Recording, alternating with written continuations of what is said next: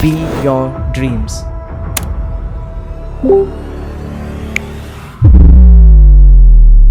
कल वाली क्लास में जब हम लोग कल पहली बार मिले थे तो सारे डिस्कशन मैंने कर लिए थे कि कैसे आप लोगों को करना है, प्रीलिम्स की तैयारी का समय आ गया है, सारी बातें हो गई थी। उन चीज़ों को दोहराने की कोई ज़रूरत नहीं है। कल सब समझ में आया था ना।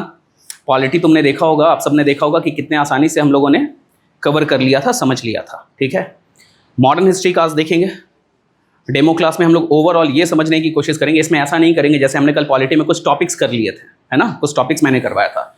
इसमें टॉपिक से ज़्यादा ज़रूरी होगी क्योंकि मॉडर्न हिस्ट्री है। हिस्ट्री मतलब एक स्टोरी है। स्टोरी को स्टोरी पॉइंट ऑफ व्यू से समझेंगे। ठीक है, कल मैंने क्या किया था पॉलिटी की क्लास में, डेमो क्लास में आर्टिकल्स का पूरा वो बता दिया था कि पूरा कॉन्स्टिट्यूशन हमारे दिमाग में चला गया है। अगर मैं आज भी उसकी चर्चा करूँगा तो सबको याद होगा।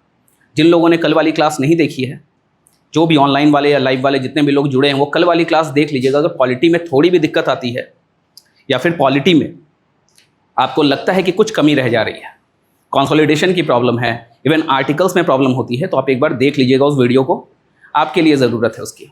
ठीक है, आज वाली क्लास में टॉपिक पे ज़्यादा ध्यान नहीं देना है, ओवरऑल स्टोरी पे ध्यान देना है। ठीक है, सबसे पहले देखो, ओवरऑल अगर हिस्ट्री की बात करें तो हिस्ट्री को 3 पार्ट में आप लोग सब लोग बोलते रहते हैं, एंशिएंट है, मेडिएवल है, मॉडर्न है, करते हैं ना एंशिएंट हिस्ट्री।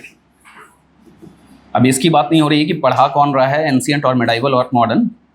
ठीक है, अभी आपको बस ये समझना है कि कब से कब के पीरियड में क्या होता है और क्या पूरे विश्व में एक ही साथ एंशिएंट, मेडिएवल और मॉडर्न की बात होती है। क्या हर जगह का आधुनिक इतिहास एक साथ स्टार्ट हुआ?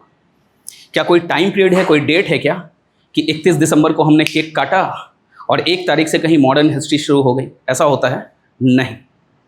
ये सब लक्षण हैं, लक्षण, अलग अलग लक्षण है। उसी को हमने बांटा हुआ है एंशिएंट में, मेडिएवल में और मॉडर्न में। ये बात बिल्कुल याद रखिएगा। अगर कोई भी कहता है कि एंशिएंट हिस्ट्री जो है हमारे यहाँ, जो एंशिएंट हिस्ट्री कब से शुरू हुई, जिसका भी डॉक्यूमेंटेड या नॉन डॉक्यूमेंटेड भी कुछ प्रमाण ऐसे मौजूद है, हालांकि हम लोग प्री हिस्टोरिक एज कहते हैं स्टार्टिंग में, आदि मानव वगैरह वालों को क्यों कहा जाता है प्री हिस्टोरिक? क्योंकि डॉक्यूमेंटेड फॉर्म में कुछ अवेलेबल नहीं है। फिर ये प्राचीन काल की चीज़ें हैं, एंशिएंट है। तो जब से मानव का इतिहास शुरू हुआ है, जब से हिस्ट्री शुरू हुई है, वही हिस्ट्री है। जब से वो चल रहा है, मानव जब से आया, कुछ चीज़ें उसकी हमें दिख रही हैं तो हम लोग पढ़ते हैं। अगर हिस्ट्री के चैप्टर्स में तो क्या Palaeolithic age, Mesolithic age, Neolithic age पढ़ते हैं ना, बट फिर भी उसको प्री हिस्टोरिक एज कहते हैं हिंदी में प्रागैतिहासिक। बात समझ में आ रही है? क्योंकि कोई बहुत डॉक्यूमेंटेड फॉर्म नहीं है। इवन जो इंडस वैली सिविलाइजेशन के समय का है उसको हम लोग प्रोटो हिस्ट्री कहते हैं। क्यों कहते हैं? वहाँ की कुछ चीज़ें लिखित रूप से मौजूद भी हैं लेकिन हम उसको डिकोड नहीं कर पाए। समझ में आई बात? डिसाइफर नहीं हो पाया है, तो प्रोटो है। समझ में आ रही है बात? लेकिन फिर भी अगर आप एंशिएंट की बात करें तो आप सबको काउंट कर सकते हैं। चलते जाइए, चलते जाइए। चेंज जहाँ पे स्टार्ट होता है, एक्चुअल जो चेंज स्टार्ट होता है, जिसको मेडिएवल कहते हैं, वो हमारे यहाँ बोलते हैं 647 AD के साथ, आफ्टर हर्षवर्धन। याद है तुम लोगों को?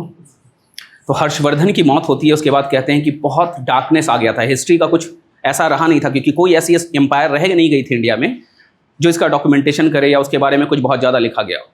छोटे मोटे एम्पायर बचे हुए थे, कोई इधर है, कोई उधर है, थे, ऐसा नहीं, चंदेल वंश था, याद है? बहुत सारी खजुराहो की मूर्तियाँ बनी, मंदिर बने, बहुत सारे छोटे मोटे एम्पायर थे। साउथ के एम्पायर तो थे ही, लेकिन जो एक नेशनल लेवल पे जो कभी शुरुआत हुई थी एंशिएंट टाइम में, स्टार्टिंग हर्रेंग डायनेस्टी से, याद है? मगध में, हिमालय से गोदावरी तक 16 महाजनपद बने थे। समझो, पूरी एक स्टोरी है। 16 महाजनपद, काशी, कौशल, अंग, मगध, वृजी, मल, चेदी, वत्स, कुरु, पांचाल, मत्स्य, शूरसेन, अस्मक, गांधार, कंबोज, अवंती, ये सारे थे एंशिएंट टाइम में। ये सारे किंगडम्स थे, जिसमें मगध जनपद जो था, जो आज का बिहार वाला एरिया है, बिहार का बहुत बड़ा भूभाग, खास करके उसकी राजधानी पहले तो राजगीर थी, गिरिवज्र कहते थे, आज राजगीर कहते हैं, बाद में पाटलिपुत्रा हुई, सबको पता है ये कहानी। ठीक है, उस समय एम्पायर बिल्डिंग शुरू हुई थी। नंद वंश के समय और कंसोलिडेटेड हुआ, और मौर्य के समय में पूरी तरह से उनका कंसोलिडेशन हो गया था। एक जिसको कहते हैं चक्रवर्ती, ढंग से देखा जाए तो पहला चक्रवर्ती सम्राट जो था चंद्रगुप्त मौर्य था। तो एंशिएंट हिस्ट्री हमारी बहुत रिच दिखती है।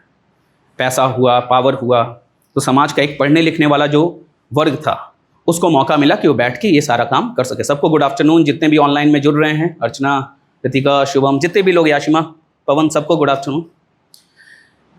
अच्छे से देखिए, कहानी समझिए। हम लोग आधुनिक भारत, मॉडर्न हिस्ट्री, इंडिया की पढ़ने जा रहे हैं, उसके पहले मैं थोड़ा सा कंटेक्स्ट समझा देता हूँ कि हिस्ट्री का किस तरह से पार्टीशन होता है और क्यों होता है। कभी भी याद रखिएगा, चीज़ें कोई डेट के हिसाब से डिसाइड नहीं हुई है कि यहाँ से एंशिएंट खत्म हुआ है तो मेडाइवल शुरू हुआ है। कुछ चीज़ें देखी गई कि अच्छा उस फेज़ में ना अचानक से कुछ बड़ा सा एक चेंज आता हुआ दिखता है। जैसे मॉडर्न हिस्ट्री किसको कहते हैं पता है? जहाँ से आपको रेनेसा दिखे, पुनर्जागरण टाइप की चीज़ें। वहाँ के लोग जो पहले किसी ज़माने में प्रबुद्ध थे, इंटेलेक्चुअल्स थे, बहुत आगे आगे की चीज़ें हुई हैं हमारे इंडिया में। वही मैं एंशिएंट हिस्ट्री का कंटेक्स्ट दे रहा हूँ। मॉडर्न पीरियड, गुप्ता पीरियड, इस टाइम पे पता है इंडिया में क्या क्या चीज़ें हुई, चाहे मैथमेटिक्स से रिलेटेड हो, एस्ट्रोनॉमी से रिलेटेड हो, हर फील्ड में हम लोगों ने एक्सेल किया था, सही बात है। लेकिन बीच का समय था, that was the period of darkness. Clear? ये सारी चीज़ें हुई। उस डार्कनेस वाले पीरियड में बहुत बड़ा पोर्शन मेडिएवल टाइम में ही आता है, 647 AD के बाद। तुमको बहुत दिन तक कोई हिस्ट्री मिलती नहीं है ढंग से, कोई बड़ा सा साम्राज्य नहीं मिलता है, कोई बड़ा किंगडम नहीं मिलता है। बाद में फिर 1192 के बाद से, बैटल ऑफ तराइन के बाद से तुम्हें दिखेगा, जब घुरिद अंपायर, जिसको हम लोग यहाँ पे ममलुक वंश कहते हैं, क्योंकि गुलामों को बना के गया था आपने, कुतुबुद्दीन ऐबक को बना के गया था, है ना।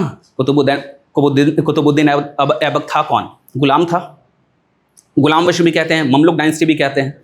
वो यहाँ पे रहा, उसने फिर अपने गुलाम को, इल्तुतमिश को, गुलाम वंश कह देते हैं। वहाँ से स्थापना हुई, फिर से हमें हिस्ट्री देखने के लिए मिलने लगता है, ठीक है।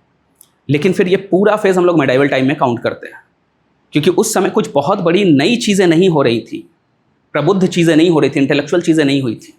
फाइनल पुनर्जागरण इंडिया में कब स्टार्ट होगा? सच्चाई यही है कि जब वेस्टर्न एजुकेशन, वेस्टर्न कनेक्शन हमारे पास आएगा। क्लियर है? ये पूरी कहानी जो मॉडर्न हिस्ट्री की है, वो कहानी कहीं ना कहीं यूरोपियन हिस्ट्री से भी जुड़ी हुई है। कैसे जुड़ी है ये पूरी कहानी हम लोग आज समझेंगे। उसके बाद देखेंगे कि किस तरह से यूरोपियन पावर इंडिया में आने शुरू हुए, कौन पहले आया, कौन बाद में आया। बेसिक बातें आप लोग सब जानते हैं, फिर भी मैं एक टाइमलाइन आपको हल्का सा समझा दूंगा कि रीज़न क्या है। बाकी जब हम लोग मॉडर्न हिस्ट्री पढ़ना शुरू करेंगे तो डिटेल में सारी कहानी समझेंगे। हर चीज़ के पीछे कोई ना कोई रीज़न रहा है, लॉजिक रहा है, चीज़ें रैंडमली नहीं हुई हैं। कोई बोलता है मॉडर्न हिस्ट्री, औरंगजेब की डेथ हुई 1707 में, वहाँ से स्टार्ट हो गया भारत में। तो ऐसा हो गया कि औरंगजेब मरा, सब लोग आए जनाजे पे और बोले चलो आधुनिक भारत शुरू। ऐसे हुआ क्या? तो कैसे डेट बता रहे हो कि औरंगजेब की डेथ होती है और मॉडर्न हिस्ट्री शुरू होता है? क्या हो गया औरंगजेब की डेथ के बाद? उसका बेटा बहादुर शाह जफर प्रथम, वही है ना, बहादुर शाह जफर हुआ। 1707 में औरंगजेब की डेथ होती है। एकदम अच्छे से समझिएगा क्या चेंज हो गया उसके बाद। सिचुएशन एम्पायर की ऑलरेडी गड़बड़ हो चुकी थी, एम्पायर ऑलरेडी पैरालाइज्ड हो चुका था, इकोनॉमिकल प्रॉब्लम आ गए थे, जिसके पीछे रीज़न क्या था? औरंगजेब की नॉन कंसोलिडेशन की पॉलिसी, जो हम लोग कई बार रिवीजन में करते हैं। जैसे मैं कल पहले दिन ही समझा रहा था कि कंसोलिडेशन सबसे इंपॉर्टेंट है, और हम लोग उसको कंसोलिडेट नहीं करते हैं और एक्सपैंड करते जाते हैं। यही तो औरंगजेब कर रहा था, डेक्कन में एम्पायर को एक्सपैंड करने की कोशिश कर रहा है। नॉर्थ का तुम्हारा पूरा एरिया खुला हुआ है, ठीक है। ज़मींदारी जागीरदारी इतनी बांट दी कि आप कमज़ोर पड़ते गए। वही तो पावर था, लैंड पावर था। ज़मींदारों की, जागीरदारों की, मनसबदारों की संख्या बहुत ज़्यादा हो गई, सही बात है। एम्पायर कमज़ोर पड़ने लगा। एम्पायर, गलत इकोनॉमिक पॉलिसी एक बहुत बड़ा रीज़न था। पता है ना ये सारी कहानियाँ। 1707 तक सिर्फ औरंगजेब बूढ़ा नहीं हुआ था, एम्पायर भी बूढ़ा हो गया था। फिर उसको संभालने के लिए लायक बेटे नहीं थे। बहादुर शाह जफर प्रथम ढंग का आदमी था, लेकिन उसके पास बहुत ज़्यादा करने के लिए कुछ स्कोप नहीं मिला। 1707 से उसके पास बस 5 साल रहे। 1712 में उसकी डेथ हो जाती है। फिर एक जहांदर शाह आता है, जो कि बहुत ही नकारा टाइप का रूलर होता है। जुल्फ़िकार खान नाम का उसका एक मंत्री हुआ करता था, उसके इशारों पे काम करता था, ठीक है। तो इंडिया में जो चीज़ें चल रही थी, इंडिया और उधर जो वेस्टर्न कंट्री में चीज़ें चल रही थी, ध्यान से समझिए, एकदम आराम आराम से समझिए, पहले पूरी कहानी समझिए। कोई बहुत बड़ा तोप मॉडर्न हिस्ट्री भी नहीं है। कल जब आप लोगों ने पॉलिटी देखा तो पॉलिटी आपको सच में हलवा लगा कि नहीं लगा? लगा ना। मॉडर्न हिस्ट्री भी ऐसे ही हलवा लगेगी, ठीक है। दिनेश, सुषमा, सब लोग आ जाओ, ज्योति, ठीक है। तो दोनों चीज़ें पैरेलली चल रही हैं। कुछ घटनाएं यूरोप में हो रही हैं, कुछ घटनाएं इंडिया में हो रही हैं। दोनों चीज़ें कनेक्टेड हैं। वास्को डी गामा जब इंडिया आएगा, उसमें बाबर आया भी नहीं था, लेकिन वास्को डी गामा नाम ऐसा लगता है जैसे मॉडर्न टाइप का कुछ हो रहा है, मॉड टाइप का। सही बात है ना। वास्को डी गामा जैसे ही सुनेंगे लगेगा यार कुछ नया हो गया, मॉडर्न हिस्ट्री आ गई, लगता है ना। और बाबर सुन के लगता है जैसे कितनी पुरानी बात है। बाबर आया 1526 में, वास्को डी गामा आ गया 1498 में, समझे। तो ये बात बिल्कुल याद रखिएगा, दोनों चीज़ें पैरेलली चल रही हैं। इंडिया में क्या चल रहा है उसका कंटेक्स्ट समझ लीजिए पहले। औरंगजेब की डेथ होती है, ये सारी चीज़ें होती हैं। तो हम कैसे मान लें कि औरंगजेब की डेथ के बाद हम मॉडर्न हिस्ट्री मान लेंगे? क्या उस समय इंडिया में यूरोपियन पावर बहुत ज़्यादा कॉन्सोलिडेट हो गया था क्या? नहीं। कुछ लोग मानते हैं कि अच्छा बैटल ऑफ प्लासी के बाद, देखते हो बहुत लोग बोलेंगे मॉडर्न हिस्ट्री 1757 के बाद। कोई डेट, कट ऑफ डेट नहीं होती है मॉडर्न हिस्ट्री के लिए। इवेंट्स इंपॉर्टेंट होते हैं, सिचुएशंस इंपॉर्टेंट होती है। भारत में कब से पुनर्जागरण स्टार्ट हुआ, कब से रेनेसां स्टार्ट हुआ, इसका मतलब है कि कब दोबारा लोग जागे, समझे? कब उनका मेंटल अराइज हुआ दोबारा। क्लियर है? तो कभी कोई पूछे कि मॉडर्न हिस्ट्री कब से स्टार्ट होती है, बोलना कोई कट ऑफ डेट नहीं है मॉडर्न हिस्ट्री की। लेकिन हाँ, वेस्टर्न कंट्रीज़ के साथ हम लोग जब दोबारा रिलेशन में आए, और वेस्टर्न कंट्री में ऑलरेडी रेनेसां चल रहा था, यही तो रीज़न था वो यहाँ आए। चलिए, तो वेस्टर्न कंट्री के बारे में समझते हैं, उसके बाद फिर हम लोग इंडिया के कंटेक्स्ट में आएंगे। आराम से समझो। इंडिया में तो तुम्हें समझ में आ रहा है कि मुगल वंश अपने खराब सिचुएशन में जा रहा है, लेकिन उसके पहले से वेस्टर्न कंट्रीज़ में क्या हो रहा था, इस कहानी को समझ लो। देखो कंटेक्स्ट कैसे सारा कनेक्ट हो जाएगा, सारा क्लियर हो जाएगा। देख लीजिए, पहली क्लास से ये सारी चीज़ें हम लोग बहुत डिटेल में हमारी आगे की क्लासेस में, क्लासरूम में करेंगे, लेकिन आज मैं पूरा एक कंटेक्स्ट समझाता हूँ। आप वर्ल्ड का पॉलिटिकल मैप देखिए। वेस्टर्न रोमन एम्पायर का फॉल बहुत पहले हो गया था, बहुत पहले, समझ गए? 400 कब, ये कब हुआ था? 1453 में इधर का हुआ था, कॉन्स्टेंटिनोपल का, ठीक है, फॉल ऑफ। उसके 1000 साल पहले ये बर्बाद हो चुका था, 1000 साल पहले। उसकी चर्चा ही नहीं करनी है, ये बर्बाद हो चुका था। लेकिन ये धीरे धीरे धीरे धीरे संभलेगा। इंपॉर्टेंट क्या है, 1453 में इस पूरे एरिया में जो बाइजेंटाइन एम्पायर हुआ करता था, हल्की हल्की कहानी समझो। एक बाइजेंटाइन एम्पायर था रोमन साम्राज्य का, किसका? रोमन डायनेस्टी का बाइजेंटाइन एम्पायर। वो इस पूरे एरिया में रूल कर रहा था। उसकी वजह से इधर वाले जितने नेशंस थे, उनको अगर इधर कोई ट्रेड करना है, कुछ भी करना है, तो उनके पास लैंड रूट अवेलेबल था कि आराम से इधर टर्की वाले लैंड रूट से होते हुए एशिया, इन सारे रूट में व्यापार कर सके। कोई दिक्कत नहीं थी, सब स्मूथली चल रहा था। आते हैं कहाँ से स्टार्ट करेंगे मॉडर्न हिस्ट्री? प्रियांशु समझो, मैंने क्या बोला, कोई कट ऑफ डेट नहीं है, तुम्हें भी सारा समझ में आ जाएगा। कट ऑफ डेट रहती तो आज तक मान लिया जाता कि मॉडर्न हिस्ट्री की डेट क्या है। अलग अलग कोचिंग में और अलग अलग कोचिंग वाले अलग अलग डेट नहीं बता रहे होते, देखते हो ना। वो मन की शांति के लिए आप बोल देते हैं कि बैटल ऑफ प्लासी, उसके बाद ऐसा क्या हो गया? बैटल ऑफ प्लासी के बाद सिचुएशन धीरे धीरे चेंज होनी शुरू हुई थी, ठीक है। मॉडर्न का मतलब बस इतना जानिएगा, जब रेनेसां आता है। एक्चुअली मॉडर्न हिस्ट्री जो स्टार्ट होती है ना, वो राजा राम मोहन रॉय जैसे लोगों की वजह से स्टार्ट होती है। फादर ऑफ इंडियन रेनेसां, राजा राम मोहन रॉय, याद है ना? वहाँ से एक्चुअल में हम लोग मॉडर्न हुए। मॉडर्न का मतलब जब हम मॉडर्न हुए, हमारी सोच मॉडर्न हुई। पुरानी बहुत सारी रूढ़िवादी चीज़ों को, ऑर्थोडॉक्सी को हमने खत्म किया, ये है मॉडर्न, समझ गए? यहाँ पे जब तुम सुनोगे कि यहाँ प्रोटेस्टेंट हुए थे, सुन रहे हो ना? अभी कहानी समझो, एक स्ट्रेच में चलो, आराम से चलो, तब सारा समझ में आएगा। समझो ध्यान से, फिर से सोचो। ये पूरा एरिया जो था, यहाँ रोमन साम्राज्य था, बाइजेंटाइन एम्पायर यहाँ रूल कर रहा था। जब तक ये रूल कर रहा था, तो इधर की जितनी यूरोपियन नेशंस है, जिनको जो भी व्यापार करना हो, चाहे पोर्टुगीज़ को करना हो, चाहे स्पेन को करना हो, ये लोग बहुत आराम से इधर लैंड रूट से जाते थे, इधर एशियन एरिया में व्यापार करने के लिए, बिजनेस करने के लिए, कोई दिक्कत नहीं था। लेकिन फिर ऐसा सिचुएशन आ गया कि इस पूरे एरिया पे ऑटोमन टर्कों ने शासन कर लिया। तुर्की लोगों को जानते हो, ऑटोमन तुर्क्स।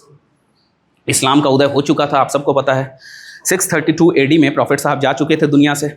उनके जाने के बाद खलीफेट मूवमेंट स्टार्ट हो गया था। खलीफेट मूवमेंट, खिलाफत मूवमेंट वाला मूवमेंट नहीं बोल रहा हूँ मैं, खलीफा की पोस्ट बन गई थी, ठीक है। और वहाँ से चीज़ें एकदम चेंज हो गई थी। वो लोग एक्सपेंशन करना शुरू कर दिए थे।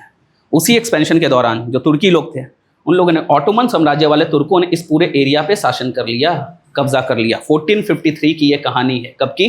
1453। फिर बता रहा हूँ, जब क्लासरूम में पढ़ेंगे तो सारे डेट्स ऐसे याद करवा दूंगा जैसे कल तुम लोगों को पॉलिटी में याद करवाया।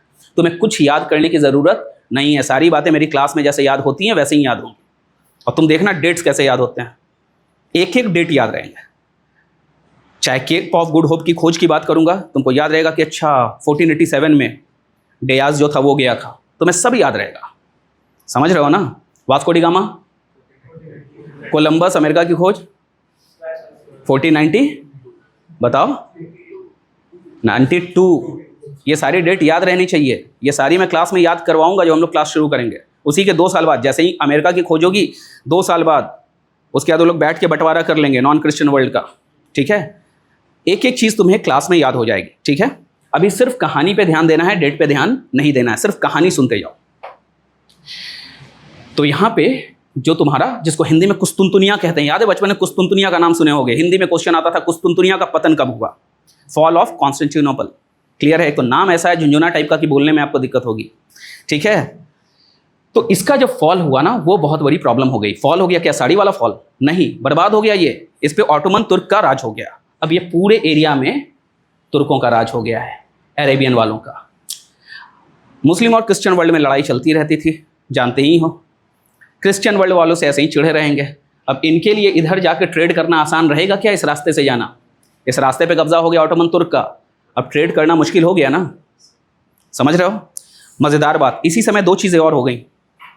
जब इसका फॉल होगा तो यहाँ जो लोग रहते थे वो सारे लोग इधर भागेंगे कि नहीं? इधर वाले यूरोप के इधर वाले एरिया में भागेंगे, है ना। तो जितने इंटेलेक्चुअल्स थे इस टाइप के लोग, जो खुल के सोचना जानते थे, ये करना जानते थे, वो लोग भाग के इधर आएंगे। और उसमें भी खास करके सबसे ज़्यादा ये जो इटली दिख रहा है ना, इटली है, यहाँ पे सबसे ज़्यादा लोग जमा होंगे, सबसे ज़्यादा। इसलिए जो एक्चुअल में शुरुआत हुई थी रिनेसा की, यहाँ से हुई थी। यहीं क्यों जमा होंगे? कभी दिमाग में सवाल आया? बोल तो दिया मैंने कि अच्छा इटली में जमा होंगे। क्या और देश नहीं थे यहाँ पे? और भी जगह तो जमा हो सकते थे इन सब जगह पे। इटली जो है, इसका एक बार बनावट इसकी देखो, बिल्कुल मेडिटेरेनियन सी के बीच में घुसा हुआ है ना, चारों तरफ से ओपन है। तो इस जगह पे ट्रेड बहुत अच्छे से होता था।